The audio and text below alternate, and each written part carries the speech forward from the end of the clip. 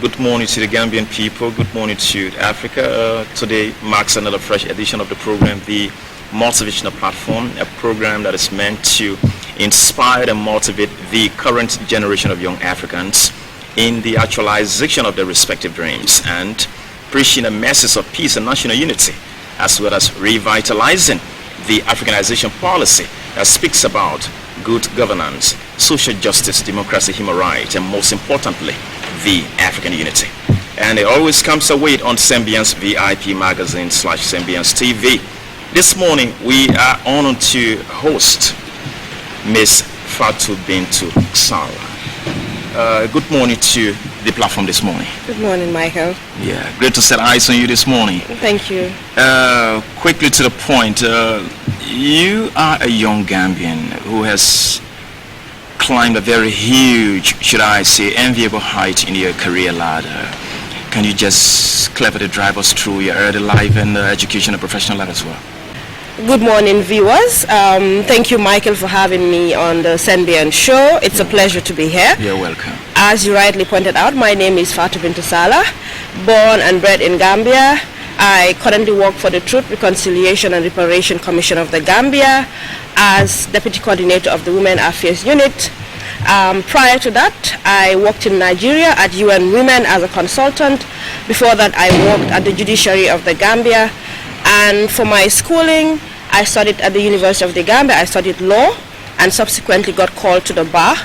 I did all my schooling in Gambia, so I am a proud product of the Gambia. Wow. Except for a point where I went to King's College in the UK and Nairobi to do a fellowship on peace, security and development. But aside from that, I can raise my hand and say I am a product of the Gambia. Of the Gambia. That's a beautiful Yes. one. Yeah, that's beautiful. Oh, that's the voice of FATOU BINTOU SALLAH of the Truth and Reconciliation Commission of this country. She is in conversation with us on the platform called the Motivational Platform. Let us go back to your childhood, coming up in a conservative Gambian environment where the girls are most time taught to be domesticalized and all that. This is a question that I pose to most of my interviewees, especially the females. How was it like growing up, the kind of background? What are the factors that revealed your strength in coming this far down the line? So basically for me, I won't say it was very, very tough. I had and I still have very supportive parents who actually make education a priority from the get-go. Okay. But somewhere down the line, and I feel I am speaking for most young people, there's a disconnect between us and our parents, or us and our guardians. Okay. We don't have the right guidance and we get distracted. So for me, in my case, I was distracted at some point in high school. Okay. And if not for one or two things, I don't think I would be where I am. You know, you get to high school, you're just trying to discover yourself, you're trying to get to know yourself, but you don't have the right guidance, you don't have the right people to talk to, and your parents are expecting a lot from you. So they've created a barrier where you cannot, talk to them. Especially when you're just getting into puberty, there are distractions like boys, like parties, just a lot of distractions happening in your life, and you just need the right guidance to stay focused. But most young people lack that guidance, and sometimes you get it from friends, you get it from peer pressure, you get it from the TV, and if care is not taken, you wreck yourself. So for me, I could say at some point that happened, but I picked up and got into university. So I did science, and my dad wanted me to be a doctor. But I was not seeing myself in that field. I knew from the get-go that I wanted to give back, I wanted to impact lives, but it wasn't in the medical field. So we had that push and pull. I was lost at some point, but then I decided to do law. Because I'm like, I like reading, I like standing up for people, I like defending people, and I hate it when somebody's rights are trampled upon. So I was like, what better way to do it rather than, implementing the law, reading law. So I decided to venture into law. But I got into law as well, and one or two distractions happened. I got married, subsequently got divorced. It was a very devastating period of my life, but I feel I need to give a lot of credit to God.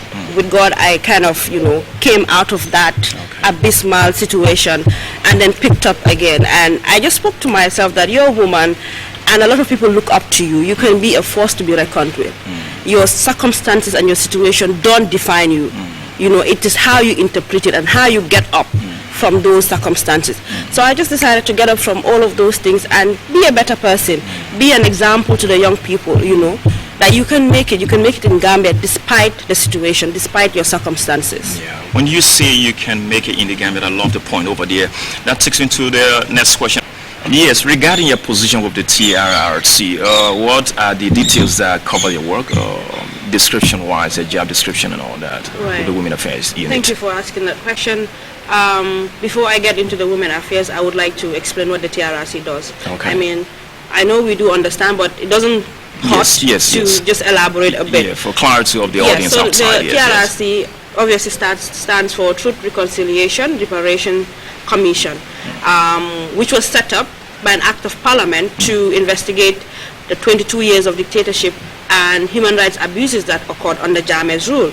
And usually transitional justice processes occur when there is violent conflict or, you know, a period of regressive rule where we can actually say there was conflict. It was just not violent. It was just not people, you know, coming with guns and like the case in Liberia or Sierra Leone, but the social fabric was actually torn. It was still, you know. So the TRRC is kind of like Band-Aid, but then before you put the Band-Aid, you're going to put surgical spirit.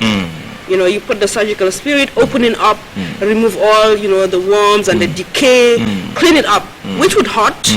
But at the end of the day, it's good for healing. Okay. So you put the Band-Aid. Okay. So the throat is where you put the surgical spirit, use all those scissors and stuff to clean it up, cut off the bad skin, clean it out, very clean. We all know the truth. People know where their loved ones are. People know, you know, whether they're dead or alive, what happened to this money, what happened here, what happened there. We all know the truth. Then from the truth, we go to the reconciliation. We reconcile as people because we're divided on tribal, religious, you know, even gender lines. You know, even regional lines. Regional lines, and party lines. We're divided absolutely on all bases. Which is sad for a small country like Gambia. Very sad. Which I would also say that has a connection to what happened in the past, because a lot of things happened. You would see a particular tribe being taken above the other. You would see a particular party. So there was really hardly any equality. So to move on as a people and, you know, be good at nation building, we need to heal, because we can't move on with anger in our hearts. You're angry, I'm angry, we're working in one office, and when I see you, I just want to stab you. You know, that is just the ingredients for war. You know, so once we know the truth, we're reconciling as a people. But reconciling simply doesn't mean, oh, I forgive you, you forgive me.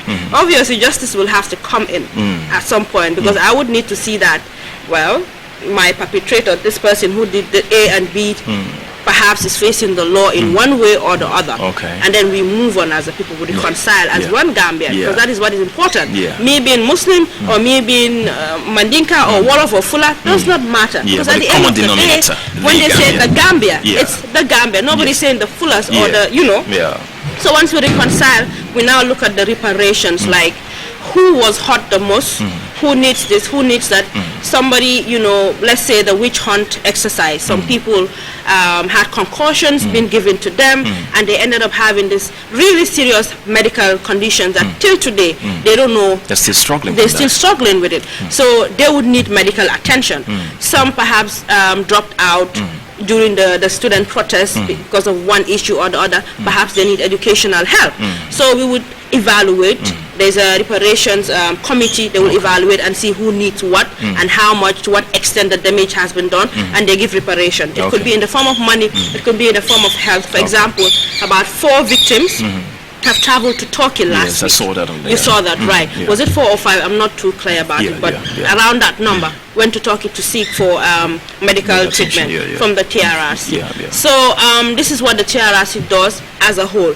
But TRRC is one part of the whole transitional justice process. So because we've been from point A was things were bad, and we're trying to get to point B where things are better as a people. So through that, we need transitional justice mechanisms. So transitional justice mechanisms are like a vehicle that takes us from point A to point B. They're not like the end all of the situation. So you hear people saying, oh, the TRRC should do this, should jail this person, should, we don't have that mandate. The mandate we have is to carry people from point A to point B, and then we hand it over. That's why our mandate is just 2 years. It's very brief. So we come, we repair what we can repair. We have a saying in one of that, spoiling things. I won't say it in one of them. I want to hear it. So to spoil something is very, very easy. I could smash this now. But repairing it is quite too expensive. It's too hard. So we have 22 years of damage. 2 years cannot really help, but it can set the platform for it.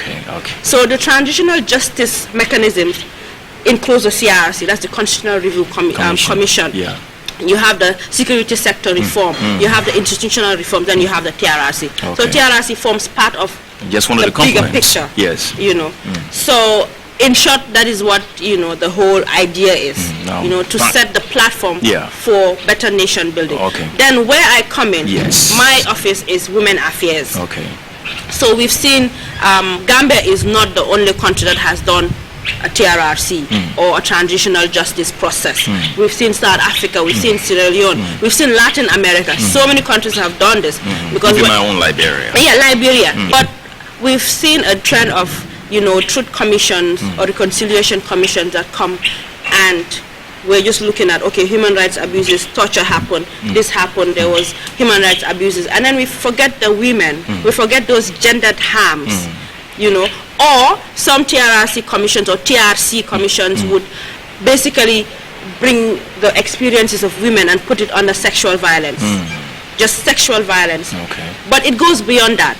So as a unit, we're trying to ensure that from start to the end, from all the processes and the outcome, which is the report that the TRRC would submit to the government, that women's concerns are inputted and it's not ignored at any point. Every single from the hearings, the public hearings, to who even comes to the public hearings, to the recommendations, to the interviews, that women's issues are factored, women's perspectives are factored, and that we also know that women are always shy to come out, to speak, to come out and document their stories. A lot of things happen to them, but most of the time we just sweep it under the carpet. They don't have the guts because of one or two issues. Who would believe me?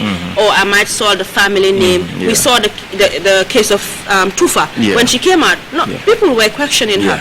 So that would deter other women. So this is where we come in as an office. We get to the rural areas, we get to the villages to talk to people that this is what is at stake. You guys need to come in. We can't have a truth reconciliation process without women's voices. Because at the end of the day, we're going to write a report, and the report is going to affect the Gambian, and importantly, women. So if women's voices are absent, how do we now make a better life for you as a woman? How do we not change one or two things? So you need to come and be part of the process.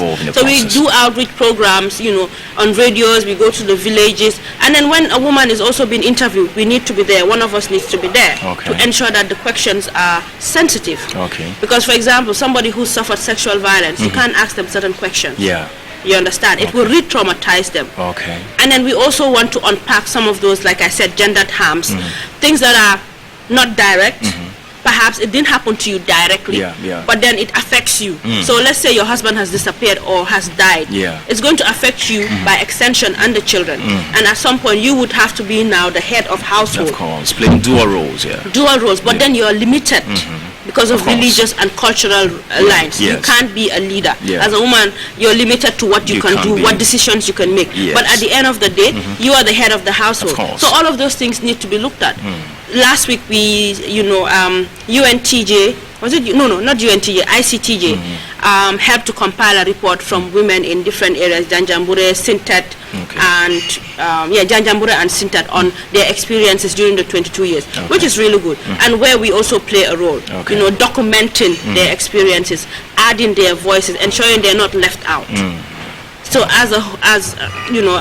simpliciter, that's what we do. That's beautiful. That's beautiful. Thank you very much for that. When you look now, this is the tourism season in this country. From 7 p.m., our sisters are on the street. Not just Gambian, talking about Liberian, Nigerian, Sierra Leone girls outside here under the cold, wearing mini materials, shot like that, scouting hard for white people to find a way outside of this continent. Should that be the best way forward for our sisters, especially the younger ones? Are there no better ways forward? Certainly not. I would speak for the Gambian sisters because that is my context and that is what I understand. But the way Gambia is, right from the root to our governance, there's a lot of issues, there's a lot of problems. And I usually tell young people that you need to look around and see people like Mohamed Jab, people like Muammar Mastal. They worked and made it in Gambia. Muammar Mastal made 1.6 billion USD in 2015 from his company. He looked at the problem in Gambia. He looked at farmers. Farmers had an issue with accessing markets. So he decided to start exporting mangoes and granules right here in the Gambia. And he made 1.6 US billion thinking about exportation of mangoes and granules. You see? And he made it. And he made it to the Forbes under 30, Africa under 30. Here in the Gambia. He didn't need to go anywhere. I can name countless people, women. You have FATOU Cisse, you have Daraja, so many names. So just look around and see that you can make it in Gambia with determination, with focus. And then we need to stop this dependency syndrome. A lot of women depend on either their parents or a man to come and salvage them. That is what we need to get off our heads. Even if you have a man who has money, try to make your own money. Because as Sankara said, Thomas Sankara said, I love that quote, he who feeds you controls you. Anybody who feeds you would direct how your life is going to go. So as a woman, you know, as somebody who's going to breed children, you need to also have something for yourself. You need to have something to stand for. And I always tell people that you need to go beyond your comfort zone. You need to read. Think outside of the box. Think outside of the box. And you need to read. In this day and age, you cannot be comfortable in your field. I studied law, but I venture into everything. I read fashion. I read health. I read what I eat. Basically, I read everything. Anything you need is on the internet. You can teach yourself. You can go to YouTube and teach yourself how to farm. You can teach yourself how to do literally everything. So that is the difference between us and I feel other African countries. I've stayed in Nairobi, I've stayed in Abuja, you know, I've stayed in a couple of countries, and I see that people are always going beyond what their circumstances are. And I feel Gambians don't do that. We are too comfortable. We're too comfortable in our comfort zone. We don't take risk. And I also blame that to some extent on our parents, because as we're growing up, we're told not to, you know, venture into this. We're told to be careful. But as you grow up, you need to take risk. Informed risk, of course. You need to be informed about the risk you're taking. But go beyond your comfort zone. Teach yourself. And also don't be dependent. And I hear a lot of questions young people pose to the government. What is the government doing? I know our governments are quite sick and they need treatment.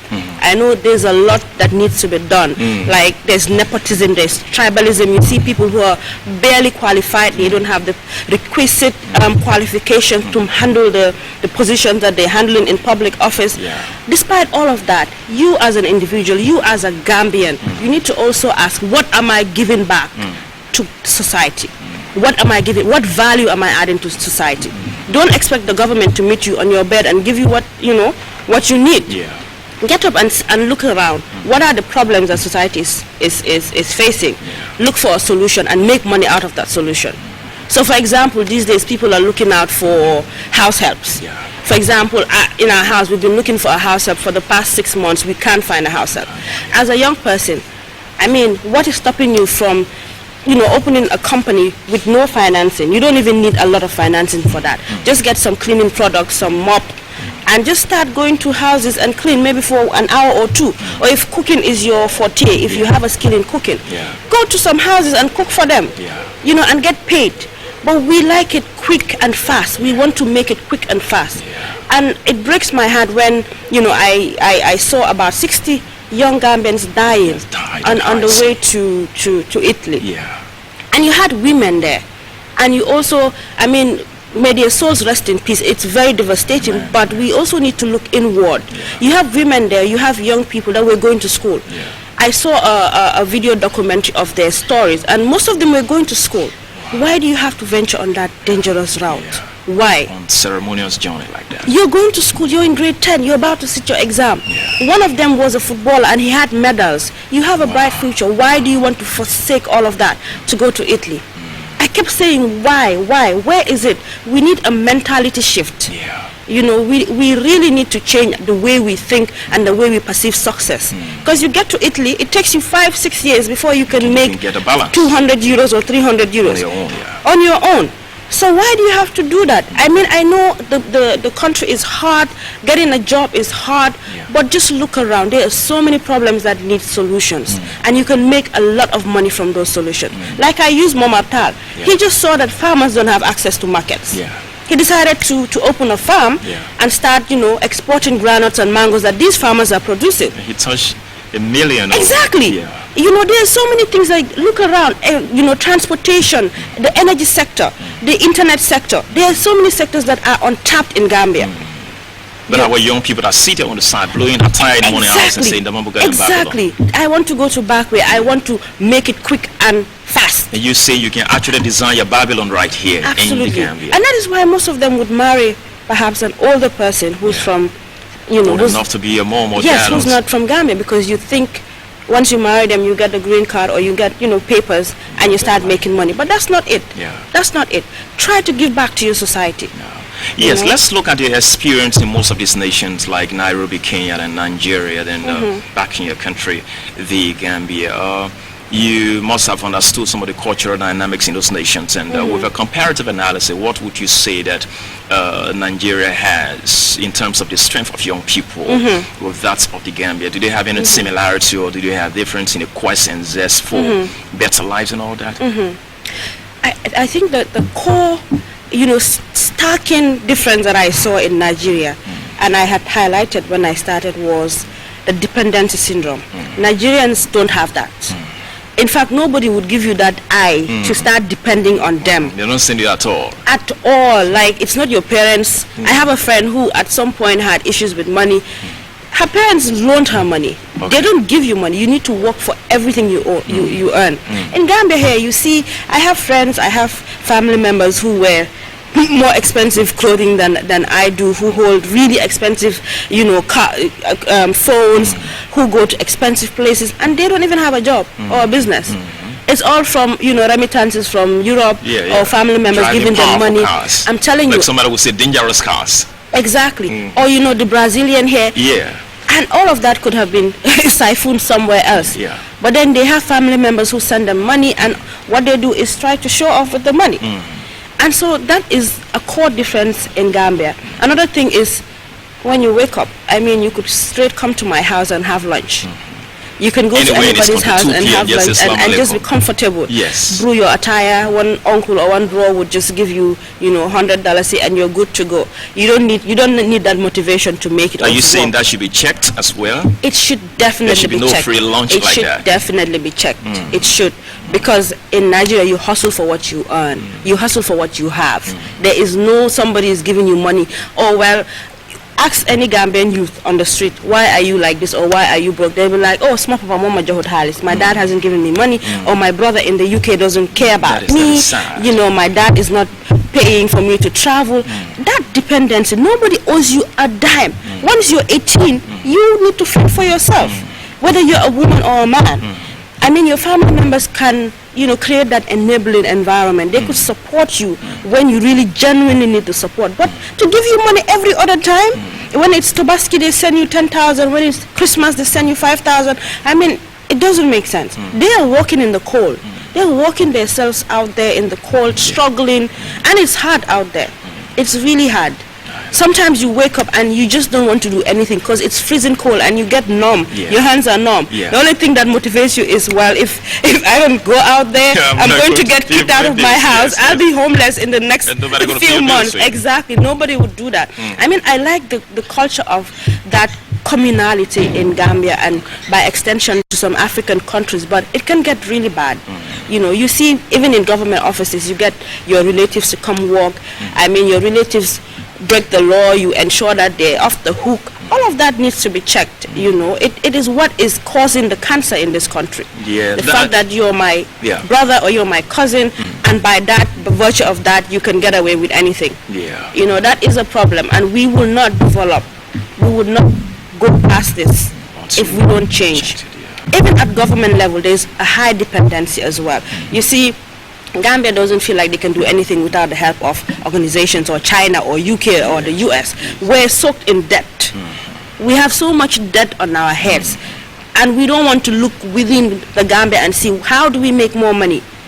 The country depends on tourism. Even though Thomas Sankara has sung the song like he who feeds you controls you. Exactly. We are not still hearing that music. Exactly. It is not it's making like sense. We don't want to look around and see what sector needs to be built and, you know, capacitated. We want to go run to China. We want to go run to the UK, to Sweden, to Norway to get the money. And then at the end of the day, our generations are going to pay for it. Because this debt is going to follow.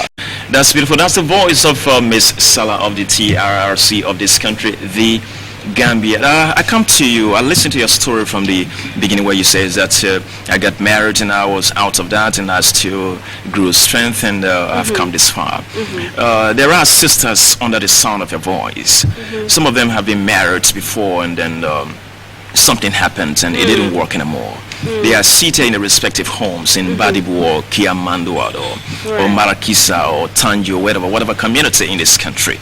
And they are almost being stigmatized, like no man is coming because, okay, in the Gambian setting, and okay, Q was married, I have to find out what happened to her marriage before going for her. Okay, she has a child in the marriage, so I don't need that kind of woman anymore. What do you have to say to a sister that is suffering from such psychological trauma that the society is almost keeping her aside? First of all, I won't be talking to the sister, I'll be talking to society. Okay. And you touch on a very important keyword, which is stigma. And we all know, and I could speak for that. Okay. Once you're married and your marriage ends, people start speculating. And as a woman, the speculation doesn't go very well on your side. It's never a positive speculation on your side, because the assumption from the get-go would be there was something that you did as a woman for your marriage to end.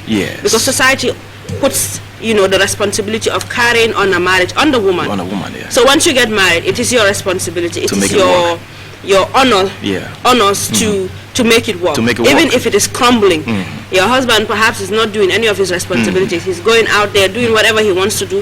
It is on you to make it work, which is quite unfair. Which is very, very unfair as a society. So when that ends, the first thing, or the finger pointed, is the woman. What did she do? Or maybe she didn't cook very well. Or maybe she didn't do this. She wasn't woman enough. You know, and then the stigma starts. People start assuming and speculation, and they start pointing fingers at you. And then next minute, if you're not strong enough, it gets to you. It affects you big time. You get depressed. And then, you know, you get ostracized from society. People kind of don't want to mingle with you because obviously people see marriage in very high light. So if you failed in that institution, people see you as a failure. No matter it should what, not be so. No matter what successes you have made. For example, if you are 30 and you've not been married before, if you like, be the president of the country. They don't care. They want to see you get married. Why are you not married at your age? Why is this? Why have you gotten divorced? They don't care the impact you're making. They think something is wrong with you. Something is wrong with you, and that is something that we need to change as a people. That marriage is not the be-all, end-all of things. You can be very happy without being married. So that stigma is something that we need to change as a people, that anything could have gone wrong. They might not have been compatible, you know, it could have been the man's fault, it could have been the woman's fault, but at the end of the day, it's a private matter. And so people should stick to their matters and leave other people's matters alone. You understand?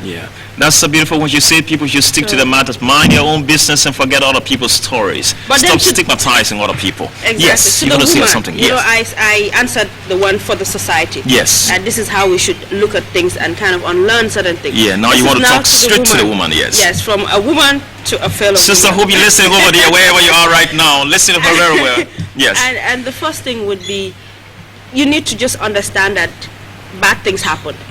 and this is something that has happened, but you're going to come out of it. Life is a mixture of sorrow and joy. Exactly, you're going to come out of it even stronger. You would think that everything is going to shatter down, everything is crumbling down, especially if you have kids. It's very hard to be a single mother, and I give all the credit to single mothers out there. You guys are stars. Ooh, salute to them. Salute to single mothers. It's very, very hard to pick yourself up, but you need to pick yourself up for your kids or for yourself. But also, the more you walk, get some breaks in between. I say that to my mom all the time. We see our mothers, they walk and burn out. They don't take breaks in between and just enjoy themselves. Like go out, have a drink. They don't do that. So I keep telling people, you need to have a break. Get out there, maybe take a walk to the beach, or go have a drink, or go chat with a friend. Just have a break. Get alive, Get alive. Enjoy yourself. You know, there's more to life than being a mother or being a wife. There's more to life. You can impact lives. You can add value to your country. That's true. So get out there, you know, do something with your life, change. Even if it's one person you're changing, it's something. Yes. You know. That's so brilliant. That's brilliant. We are in conversation with Miss FATOU Bintou Sallah of the TRRC of this country, and she has been so inspiring, especially for young girls outside here. We want to get your final words before we take leave of you. Right. Miss Sallah, yes. Is it directed to? Who is it directed to? Just open for young people. Right. The emphasis is on young people today. Yes. It's just to encompass and summarize what I have said. Okay. The past 20 minutes. As a young Gambian, as a youth, don't ask what your country can do for you. Ask what you can do for your country. Be on the continuous lookout for new knowledge, for how to change, how to make an impact, how to solve problems. And while solving problems, money is going to come, opportunities are going to be opened for you. You know, change your mind about success. We need to deconstruct how we see success. Success does not happen overnight. It can never happen overnight. Ask Obama, ask whoever you have the opportunity to ask. It doesn't happen overnight. It takes time, it takes a process. Gradual process. Yes, and it takes informed decision. So take time, go to school as a young person, go to school, you know, look for a job or create jobs for other people, be an entrepreneur, whatever you want to be, you can be. But then know that success doesn't happen overnight. And then failures are going to happen along the way as well. But failures are also the spice of life. You know, if because of perhaps one or two failures I gave up, I wouldn't have reached where you are today. Yes, and a lot of people could say that. You can say that as well. Of course, yeah. Adam Abada could say that, Obama could say that. So every single successful person you see has a story to tell. And this is just, you know, a word of advice to you. Be ready to fail, but then be ready to get up and even be stronger. Thank you very much, Miss Bintou Sallah, or should I say FATOU Bintou Sallah, from the TRRC. That's the Deputy Women Affairs Coordinator.